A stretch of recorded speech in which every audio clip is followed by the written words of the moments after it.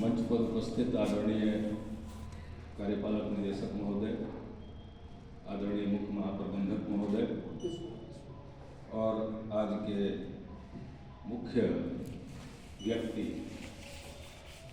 रमाकांत जी। मन कर रहा था कुछ रमाकांत भाई के विषय में बोल ही दे।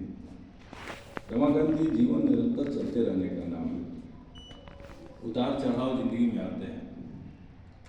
हम लोग जिस संस्था से जुड़े हुए हैं, इस संस्था के प्रति समर्पित भाव से कार्य कर रहे हैं, करना भी चाहिए। जिस प्रकार हम अपने परिवार के प्रति समर्पित भाव से कार्य करते हैं, ये संस्था भी अपना एक परिवार है। और जब हम सभी जाति धर्म वर्ग के लोग समाहित होकर एक सूत्र में बंधकर कोई कार्य करते हैं तो वही राष्ट्र धर्म है, वही राष्ट्र का कार्य है। सेल के निरंतर प्रगति में सभी लोग लगे हुए हैं, तो सेल की व्यवस्था क्या है? ये राष्ट्रीय व्यवस्था है। राष्ट्र का उत्थान कैसे होगा? आज रमाकांत जी, ये विदाई क्या है? नौकरी के बाद अवकाश तो लेना ही है। जिंदगी भर तो नौकरी नहीं करना है, और नौकरी के बाद अवकाश मिलेगा तो उसके बाद आपका दायित्व बढ़ जाता है। मेरा अपना नजरिया, अपना मानना है, समाज के प्रति आपकी निष्ठा होनी चाहिए। आप जिस भी संस्था से काम करते हो, उस संस्था के प्रति निष्ठा के भाव से आगे बढ़ते हुए काम करिए। निरंतर झरने की तरह झरझर झरझर बढ़ते रहना है। बहती हुई नदी की पूजा की जाती है, जो रुक जाती है उसमें गंदगी ही गंदगी हो जाती है। तो झरने के प्रति उतार चढ़ाव होता है जिंदगी में, हम भी देख रहे हैं। बड़ा अजीब से 2-3 वर्षों में बदलाव हुआ, लेकिन संघर्ष ही जीवन है। संघर्ष करते रहना है। बाल बच्चे आपके अच्छे हो गए हैं। और रमाकांत जी का एक, हम तो हमेशा रमाकांत भाई बोलते थे, क्योंकि भाई के रूप में हम देखते हैं किसी व्यक्ति को। लोग कहते हैं ये वो अगड़ा पिछड़ा, जो आपके काम आए वही आपकी जाति, वही आपका भाई, वही आपका सगा, वही आपका संबंधी, आपका वही सब कुछ है जो आपके साथ खड़ा हो। रमाकांत जी शुरू से रहे, निष्ठापूर्वक काम किए हैं और समाज के लिए भी इनका एक देखते हैं कि दायित्व रहता है, काम करते हैं। दलित पिछड़ों के बीच में काम करने का आनंद भी बड़ा अलग है। संत रविदास के आश्रम पर और संत रविदास संस्था और दलित पिछड़ों के साथ मेरा बड़ा घनिष्ठ संबंध रहा। उनके उत्थान के लिए बहुत जुझारू रूप से काम किया है और इसको सब लोग जानते हैं। क्या रमाकांत हर वर्ष जाते हैं। शिक्षा का प्रसार प्रसार, हम कितनी बार बोले इन लोगों से कि व्यक्ति पद से कभी महान नहीं होता है। पद वो एक दायित्व है, आता है जाता है। आज आप इस दायित्व में हैं, कल आप रिटायर्ड हो जाएंगे। बहुत सारे रिटायर्ड पर्सन को देखते हैं हम लोग ग्राउंड में टहलते हुए। अगर आपने अच्छा कर्म किया, अच्छा व्यक्तित्व है आपका, अच्छा चरित्र है आपका, कर्तृत्व अच्छा है, तो आपको सम्मान के भाव से देखा जाता है। लोग आज भी हाथ जोड़ के प्रणाम करते हैं, अन्यथा दूरी बना लेते हैं। जातीय व्यवस्था की एक बात आई, वो एक व्यवस्था है, वो अलग चीज है, लेकिन कर्म प्रधान युग है।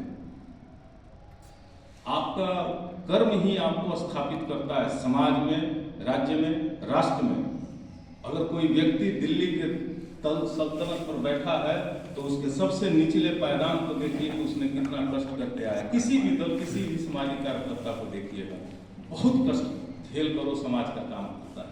घर परिवार को छोड़कर समाज का काम करता है। समाज का काम सबसे दुरूह कार्य है। और हम संस्था के प्रति निष्ठा से आगे बढ़े, आपका जीवन सफल हो, स्वस्थप्रद हो। और हम बार बार कहते हैं कि रिटायरमेंट के बाद व्यक्ति राजा हो। अभी तक तो बहुत सारी व्यवस्थाएं, पाबंदियां, बहुत सारे नियम कानून होते हैं, होना भी चाहिए। अनुशासन आवश्यक होता है। और जिस संस्था के प्रति आप हैं, उस संस्था के प्रति निष्ठा जरूर होनी चाहिए। उसके सुख दुख में खड़ा होना चाहिए।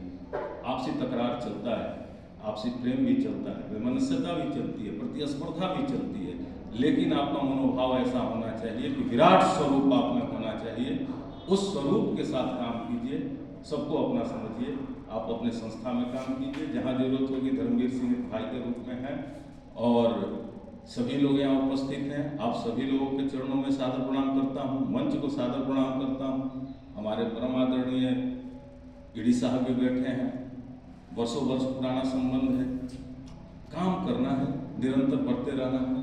बहुत की चाहत नहीं और बहुत खोने का गम भी नहीं।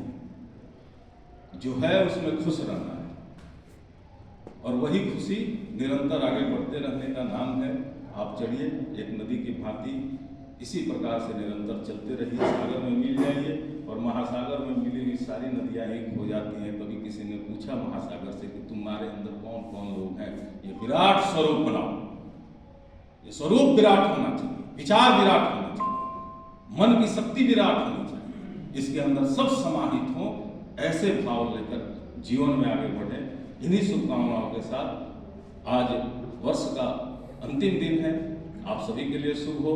कल 9 वर्ष होगा, 9 वर्ष की अग्रिम बधाई आपको देता हूँ, आपके उज्जवल भविष्य की कामना करता हूँ, आपके स्वस्थप्रद जीवन की कामना करता हूँ। बैठे हुए सारे लोगों का जीवन उज्जवल हो, स्वस्थप्रद हो, मंगलमय हो, और बीच बीच में जरूर आया कीजिए, क्योंकि आपकी खाली टेबल आपका इंतजार करेगी। आइए, लोगों से मिलिए, मिलते रहना चाहिए। आप सभी लोगों के चरणों में सादर प्रणाम। आपका भाई धर्मवीर सिंह, बहुत बहुत धन्यवाद।